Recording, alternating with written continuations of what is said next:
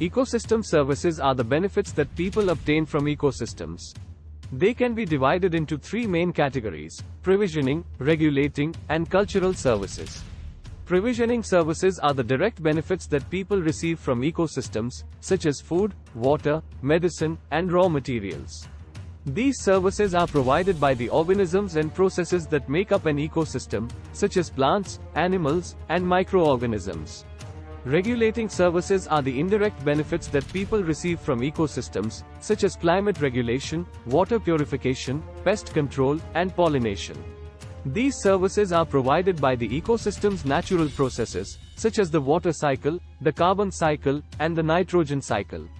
Cultural services are the non-material benefits that people receive from ecosystems, such as recreational opportunities, spiritual and religious values, and aesthetic enjoyment.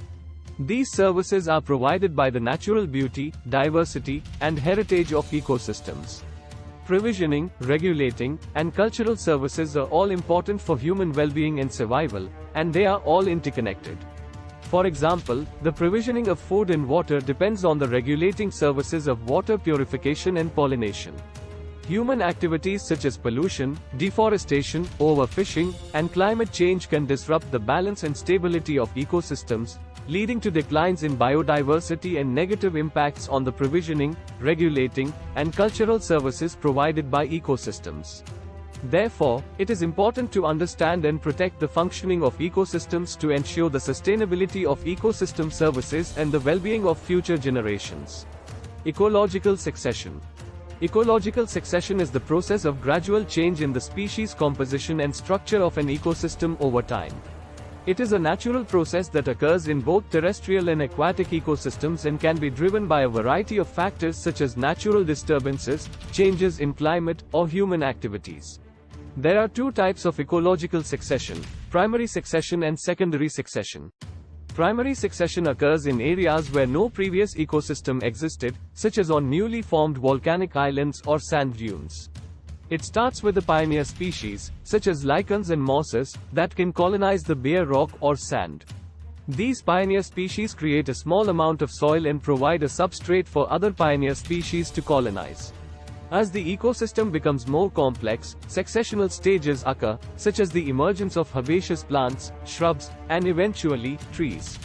Over time, the ecosystem becomes more diverse and stable, eventually becoming a mature or climax ecosystem.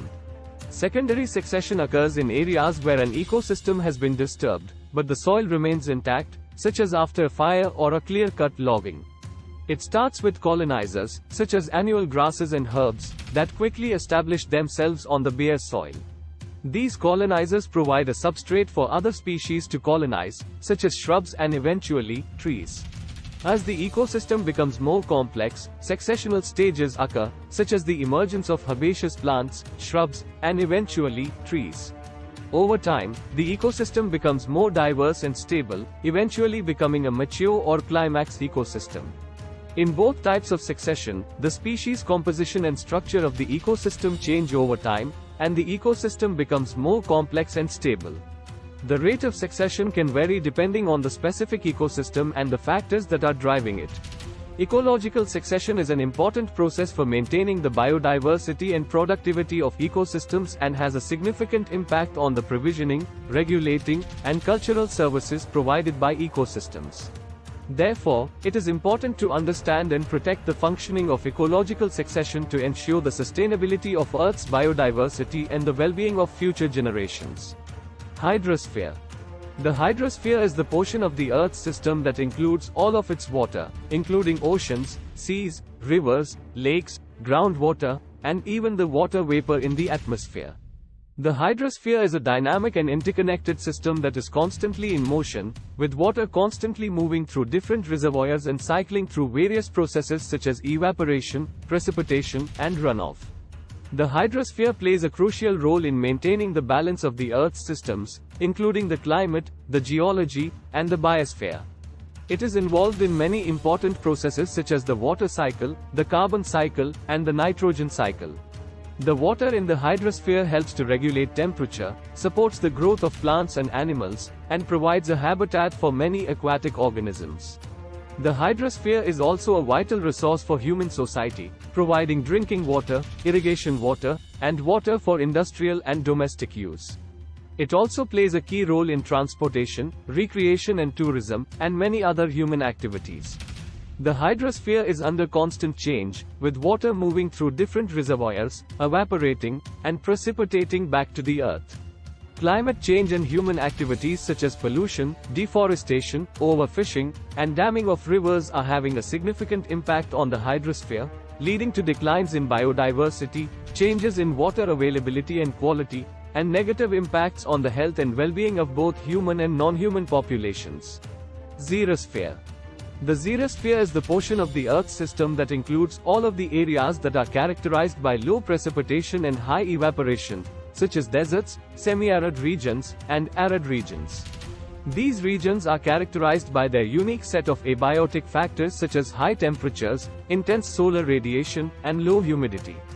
The biotic components of the xerosphere are adapted to these harsh conditions, with a high degree of specialization and adaptation to conserve water and tolerate heat. Xerophytes are plants that are found in the xerosphere. They are characterized by having shallow roots, small leaves, and thick waxy cuticles to reduce water loss. Animals in the xerosphere have also developed unique adaptations such as burrowing underground, nocturnal activity, and behavioral adaptations to conserve water.